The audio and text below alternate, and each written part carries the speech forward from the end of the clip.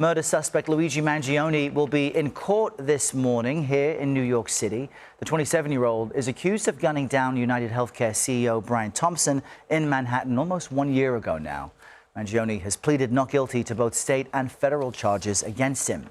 CBS News legal reporter Katrina Kaufman is outside of the courthouse and joins us now with more. Katrina, good morning. Update us on this case and why Miranda rights are a key detail we'll hear about today.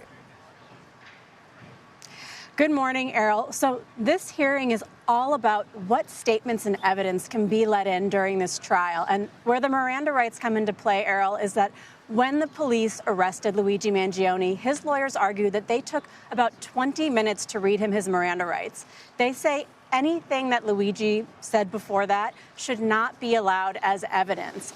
They also take issue with items that were found in his backpack when Mangione was arrested in Pennsylvania. That includes a 3D printed gun and notebooks that the prosecution has said contained what they called a manifesto. So what the judge is doing, Errol, is holding suppression hearings. These are hearings where he'll determine what physical evidence, what statements can be allowed in. The defense says that taking those items from the backpack violated Mangione's Fourth Amendment right against illegal search and seizure, and that his statements were protected under the Fifth Amendment. After he was read his Miranda rights, he decided to stay silent, Errol.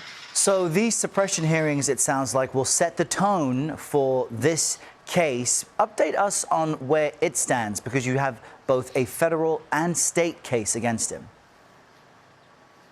That's right. What is decided here could have a real impact on how this trial moves forward, on what each side will do for its case, whether the prosecution can bring in what is potentially key evidence, how the defense will be able to shape their case. The court does have a tendency to allow evidence in, even if it was potentially obtained illegally, if it could have been obtained through lawful means. But what Mangione's attorneys say is these items are fruit of the poisonous tree. They were obtained illegally. They should not be allowed in.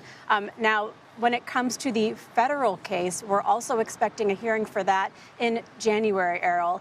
Mangione's attorneys are trying to get the death penalty off the table there. And very similarly, they also don't want this evidence included in that trial.